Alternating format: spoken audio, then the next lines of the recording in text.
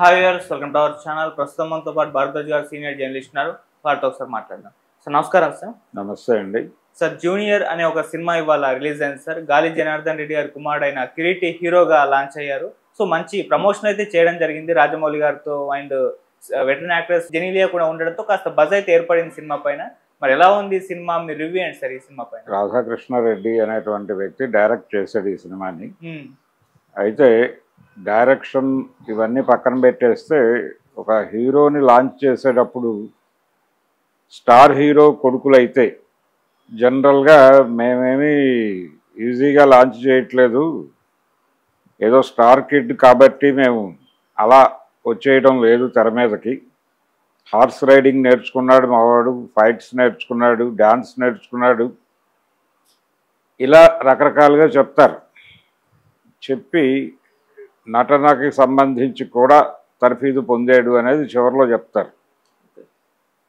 ప్రధానంగా ఈ horse riding, fights, దీనికి సంబంధించి డ్యాన్సులు, వీటికి సంబంధించిన జ్ఞానం ఉంది మా వాడికి అంటే స్టార్ కావడానికి అంతకు మించిన అర్హత ఉంటుంది అనేది ప్రోగ్రాం. దాదాపుగా ఈ సినిమా చూసిన తర్వాత కూడా నాకు అదే అభిప్రాయం కలిగింది. అంటే ఇతను ఒక బిజినెస్ టైకూన్ కొడుకు. గాలి జనార్దన్ రెడ్డి గారు జైలుకి కూడా వెళ్ళొచ్చినటువంటి పారిశ్రామికవేత్త, రాజకీయ పారిశ్రామికవేత్త.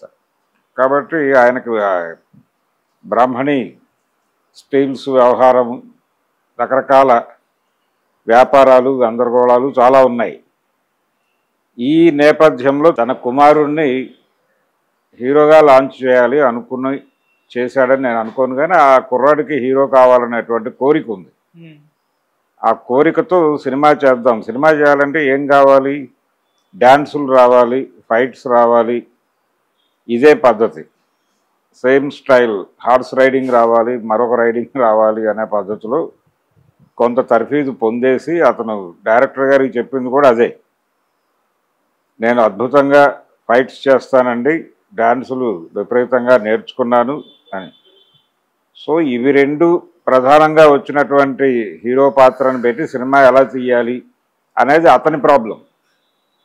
ఆ ప్రాబ్లంతో అతను ఒక కథ లాంటిది రాసుకున్నాడు. ఇది టోటల్ కమర్షియల్ సినిమా. కమర్షియల్ సినిమాయే చేయాలి అంటే నిజానికి నటుడిగా ముందు జనాలకు పరిచయం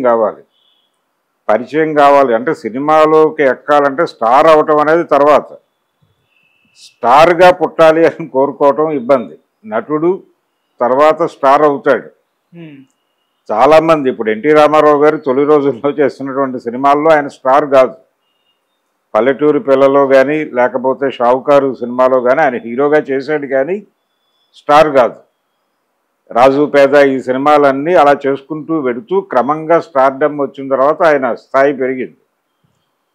స్టార్ అని ఆయన కూడా అనుకోకపోవడం వల్లనే తోడు దొంగలు లాంటి సినిమాలో వృద్ధ పాత్ర కూడా చేస్తాడు. రాజు పేద సినిమాలో ఒక పిల్లవాడికి తండ్రి పాత్ర కూడా చేసేసాడు. ఏం మొహమాట పడల. నటుడిగా ముందు మార్కులు కొట్టేస్తే ఆ తర్వాత స్టార్డమ్, ఆ గొడవ వేరు అని. చివరి వరకు కూడా తనలో నటుడు స్టారు ఇద్దరు ఉన్నారని అనుకునేవాడు ఆయన. అక్కినేని నాగేశ్వరరావు కూడా అంతే, కృష్ణ గారు కూడా అంతే. నటుడిగా తన్ని తాను ప్రూవ్ చేసుకున్న తర్వాత స్టార్డమ్ గొడవ అని అనుకున్నారు అందరూ, చిరంజీవితో సహా. కానీ స్టార్ కిడ్స్ మాత్రం అలా అనుకోలేదు. నాగార్జున లాంచింగ్ ఎలా అని నాగేశ్వరరావు గారు కూడా ఒక యాక్షన్ సినిమా వి మధుసూదన్ రావు గారి డైరెక్షన్లో అలా అనుకునే డిజైన్ చేశారు. అలాగే కృష్ణ గారు కూడా వాళ్ళ పెద్ద అబ్బాయిని అలాగే లాంచ్ చేశాడు. కాకపోతే కృష్ణ గారి పెద్ద అబ్బాయిని ఆయన లాంచ్ చేయడానికంటే ముందే నటుడిగా దాసరి గారు లాంచ్ చేశాడు. దాసరి గారు నీడ అనే సినిమాలో అతన్ని నటుడిగా, అతనిలో నటన ఉంది, అతన్ని ఉపయోగించుకుంటే ఇండస్ట్రీకి ఉపయోగపడే నటుడే అనే విషయాన్ని చెబుతూ సినిమా తీశాడు ఆయన. ఇలా చాలామంది. కానీ ఇక్కడ గాలి జనార్దన్ రెడ్డి గారి కుమారుడు స్టార్గా ఉద్భవించాలి అనుకున్నాడు. ఉద్భవించటం లేదు, సంభవించటం. ఒక స్టార్గా సంభవించాలి అనుకున్నాడు అతను. అనుకుని ఒక ఫక్త్ కమర్షియల్ సినిమాతో లాంచ్ అయ్యాడు. లాంచ్ అయింది అంటే నటుడిగా ప్రూవ్ చేసుకుని తర్వాత స్టార్డమ్ ఇవన్నీ కాదు, స్ట్రైట్ స్టార్ అనుకున్నాడు ఆయన. అందుకని నటనకి సంబంధించిన వ్యవహారాల గురించి పెద్దగా ఆయన పట్టించుకోలేదు. ఈ సినిమాలో నటుడిగా అతను ఏమీ లేదు, కాకపోతే అతనికి డ్యాన్స్ అద్భుతంగా తర్ఫీదు ఇచ్చారు. కొంచెం బాడీ లాంగ్వేజ్లో ఎన్టీఆర్ కనిపించాడు, జూనియర్ ఎన్టీఆర్. డ్యాన్సులు చాలా అద్భుతంగా చేశాడు. శ్రీలీలతో పోటీపడి కాదు, శ్రీలీలను మించి కూడా డ్యాన్స్ చేశాడు. కాబట్టి అతనికి విద్య నేర్పినటువంటి గురువుల్ని మెచ్చుకోవాలి ఈ సినిమా చూసిన తర్వాత. అలాగే యాక్షన్ ఎపిసోడ్స్ బాగా చేశాడు. హీరోయిజం ఎలివేట్ చేయడానికి ఒక బలమైన కథ ఉండాలి, ఒక కథ లాంటిది ఏదో ఉండాలి అనేది ఆ ప్రయత్నంలో భాగంగా ఒక గ్రామీణ నేపథ్యాన్ని ఎంచుకున్నారు. ఆ గ్రామీణ నేపథ్యానికి వెళ్ళటానికి ఒక లీడ్ హీరోయిన్ పనిచేసేటువంటి ఆఫీస్లో హీరో గారు కూడా పనిచేయటం, అక్కడ ఇన్ఛార్జిగా ఉన్నటువంటి ఒక జెనీలియాతో ఒక క్యారెక్టర్ చేయించారు. ఆవిడకి ఒక ప్రాబ్లం ఉంటుంది, ఆ ప్రాబ్లం ఒక ఊరితో ప్రాబ్లం, ఆ ఊరితో ఎందుకు ప్రాబ్లం అనేది సినిమా కథ. అక్కడికి వెళ్ళాల్సి వస్తుంది, తనకి నచ్చని ఊరికి తనకి నచ్చని వ్యక్తితో కలిసి వెళ్ళాల్సినటువంటి ఒక పరిస్థితి.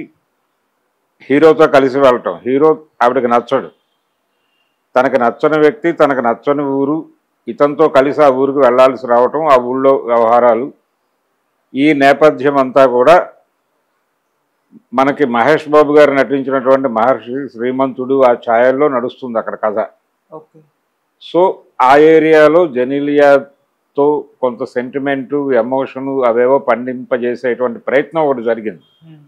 ఇదంతా సెకండ్ హాఫ్ కసరత్తు. ఫస్ట్ హాఫ్ టోటల్గా ఫిల్లింగ్ కోసం కేటాయించారు.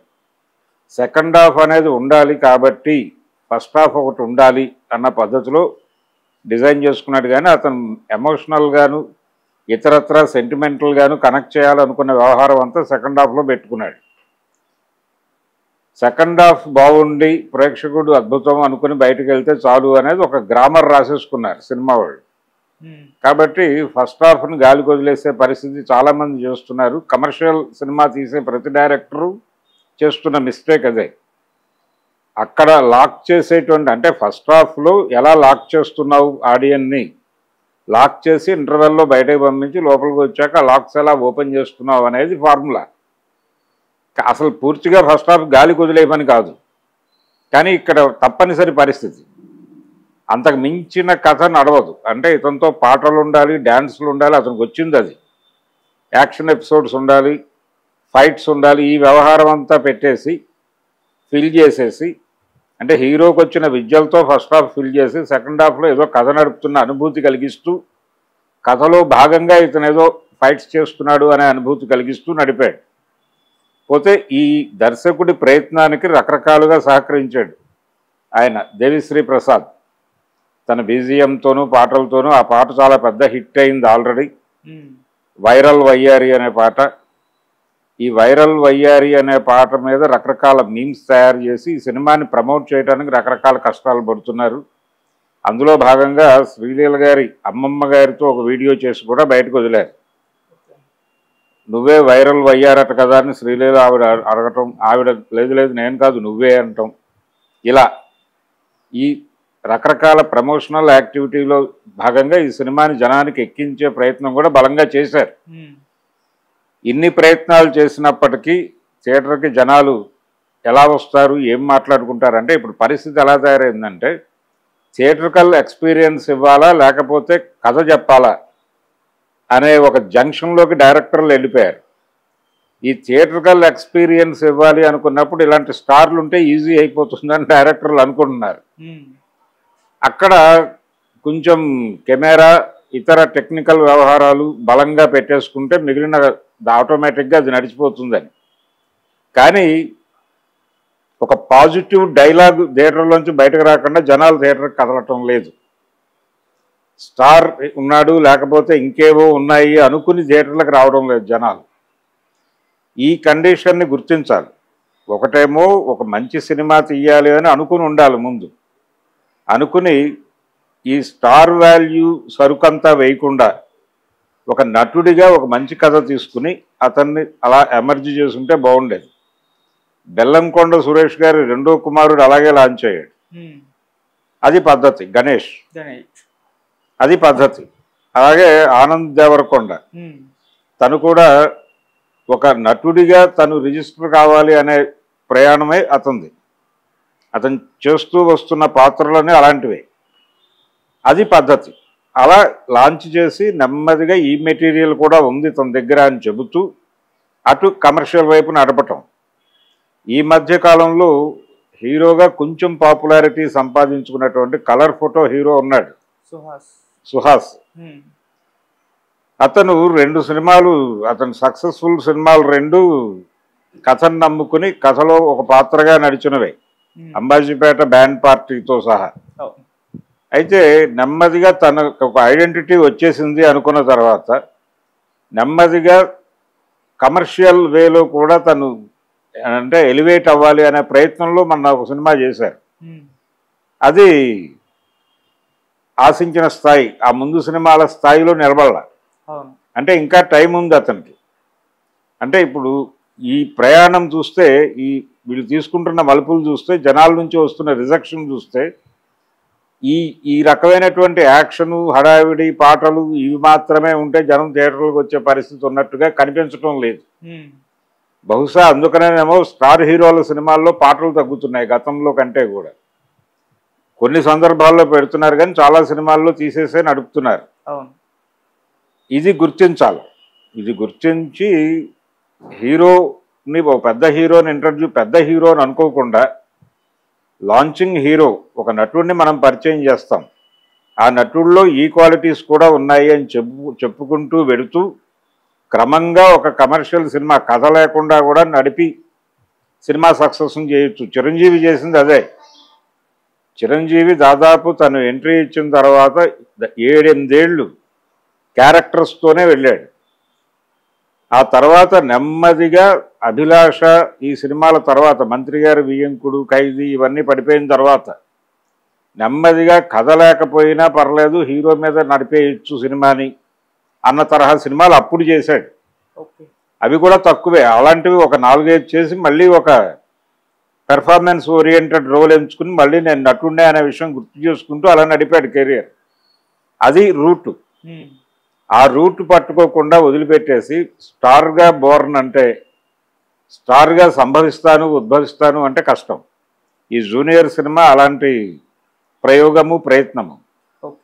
ఈ ప్రయత్నంలో అంటే ఇది ఒక కూరలో ఏమేమి వేయాలని మాన్యువల్లో ఉందో, అంటే ఒక వంటల పుస్తకం దగ్గర పెట్టుకుని పద్ధతిగా వాళ్ళు చెప్పిన పద్ధతిలో 50 గ్రాములు 100 గ్రాములు తూచి వేసేసి వంట చేసినట్టుగా తయారైంది సినిమా. అంతకు మించి ప్రత్యేకత ఏమీ లేదు సినిమా. విపరీతంగా కష్టపడ్డాడు హీరో. అంటే తనకు వచ్చిన విద్యలు కెమెరా ముందు ప్రదర్శించడానికి అతను కష్టపడ్డాడు.